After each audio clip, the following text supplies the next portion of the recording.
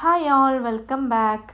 പിന്നില്ലേ നമ്മൾ കൂടുതലും ഈവനിങ് സ്നാക്കായിട്ടും ഗസ്റ്റൊക്കെ വന്നാൽ പെട്ടെന്ന് എളുപ്പത്തിൽ ഉണ്ടാക്കാൻ പറ്റിയ ഒരു സ്നാക്കാണ് പഴംപൊരി അല്ലേ. അപ്പോൾ എന്നും പഴംപൊരി കഴിച്ചിട്ട് ഒരു ബോറടിക്കേണ്ട, അതുകൊണ്ട് ഞാനിന്ന് കായ്പോളയാണ് ഉണ്ടാക്കാൻ പോകുന്നത്. പഴംപൊരി പോലെ തന്നെ വളരെ എളുപ്പത്തിലും നല്ല ടേസ്റ്റി ആയിട്ടും ഉണ്ടാക്കാൻ പറ്റിയ നല്ലൊരു ഈവനിങ് സ്നാക്കാണ് കായ്പോള. എണ്ണയിലൊന്നും മുക്കി പൊരിക്കാതെ നല്ല ടേസ്റ്റി ആയിട്ടുള്ള ഒരു സ്നാക്കാണിത്. ഞാനിവിടെ 2 നേന്ത്രപ്പഴമാണ് എടുത്തിട്ടുള്ളത്. അത് നന്നായി ചെറുതായിട്ട് കട്ട് ചെയ്തെടുക്കുന്നുണ്ട്. ആദ്യം തന്നെ ഒരു പാൻ എടുത്ത് അത് ചൂടായി വരുമ്പോഴത്തേക്കും അതിലേക്ക് കുറച്ച് നെയ്യ് ഒഴിച്ചു കൊടുക്കാം. എന്നിട്ട് കാഷ്നട്ടും കിസ്മിസും ഒന്ന് വറുത്തെടുക്കാം. കരിഞ്ഞു പോവാതെ എടുക്കണം, കരിഞ്ഞാൽ ഒരു കയ്പ്പ് ടേസ്റ്റാണ് ഉണ്ടാവുക.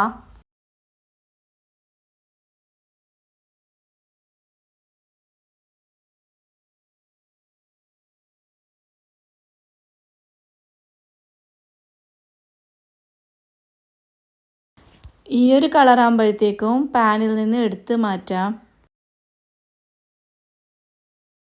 ഇനി ഇതേ പാനിലേക്ക് തന്നെ കുറച്ചും കൂടി നെയ്യ് ഒഴിച്ചു കൊടുക്കാം. എന്നിട്ട് നമ്മൾ നേരത്തെ കട്ട് ചെയ്ത് വെച്ചിട്ടുള്ള ആ നേന്ത്രപ്പഴം ഒന്ന് ഇതിൽ വഴറ്റിയെടുക്കാം. പിന്നെ ഇതിലേക്ക് ഒരുപാട് പഴുത്ത പഴം വേണ്ട, അത്യാവശ്യം ഒരു മീഡിയം പഴുപ്പുള്ള പഴമാണ് എടുക്കേണ്ടത്.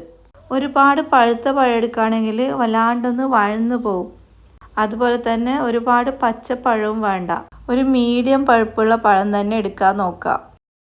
കുറച്ചൊന്ന് വഴറ്റി കഴിഞ്ഞാൽ ഇതിലേക്ക് ആവശ്യമായിട്ടുള്ള പഞ്ചസാര ഇട്ട് കൊടുക്കുക. ഞാൻ 2 സ്പൂൺ പഞ്ചസാരയാണ് ഇതിലേക്ക് ഇട്ട് കൊടുത്തത്.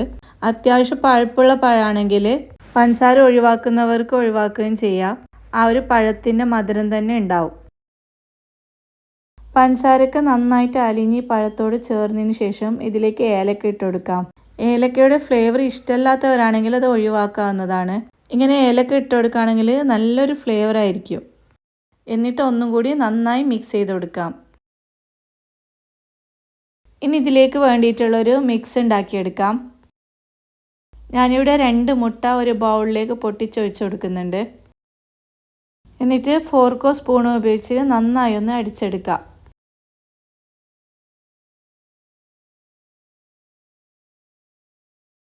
ഇനി ഇതിലേക്ക് 1/2 കപ്പ് പാൽ ഒഴിച്ച് കൊടുക്കുന്നുണ്ട്. എന്നിട്ട് അതും കൂടി നന്നായി ഒന്ന് മിക്സ് ചെയ്യാം.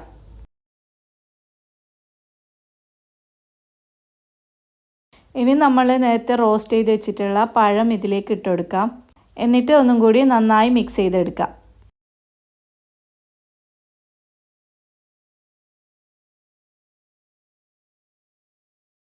ഇനി ഇതേ പാനിലേക്ക് തന്നെ കുറച്ചും കൂടി നെയ്യ് ഒഴിച്ചു കൊടുക്കുക. എന്നിട്ട് നമ്മൾ റെഡിയാക്കി വെച്ചിട്ടുള്ള പഴത്തിൻ്റെ മിക്സ് ഒന്ന് ഇതിലേക്ക് ഒഴിച്ചു കൊടുക്കാം.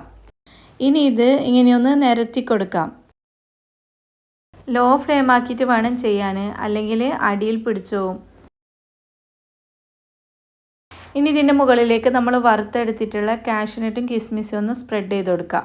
എന്നിട്ട് സ്പൂൺ വെച്ചൊന്ന് അമർത്തി കൊടുക്കാം. കരിഞ്ഞു പോവാതിരിക്കാൻ വേണ്ടിയിട്ട് പാൻ്റെ അടിയിലായിട്ട് എന്തെങ്കിലും പഴയ പാനോ അല്ലെങ്കിൽ എന്തെങ്കിലും പാത്രം ഉണ്ടെങ്കിൽ വെച്ചുകൊടുക്കാം. ഇനി അടച്ച് വെച്ചിട്ട് ഒരു 15 മിനിറ്റ് കുക്ക് ചെയ്തെടുക്കാം. 15 മിനിറ്റ് കഴിഞ്ഞാലൊന്ന് നോക്കണം വെന്തിട്ടുണ്ടോ എന്ന്. ഒരു കത്തി വെച്ചിട്ട് ഇൻസേർട്ട് ചെയ്ത് നോക്കാവുന്നതാണ്.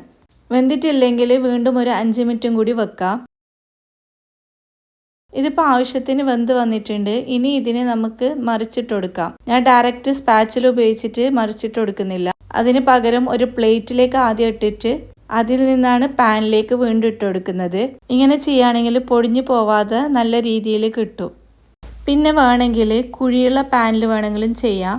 ഞാൻ ഇതുപോലത്തെ പാൻ എടുത്തതുകൊണ്ട് വേവാൻ വേണ്ടിയിട്ട് അധികം സമയം വേണ്ടി വന്നില്ല, പെട്ടെന്ന് തന്നെ വെന്ത് കിട്ടി. ഇനി നിങ്ങൾക്ക് ഇഷ്ടമുള്ള രീതിയിൽ സ്ക്വയർ ആയിട്ടോ ട്രയാങ്കിൾ ആയിട്ടോ കട്ട് ചെയ്തെടുക്കാം.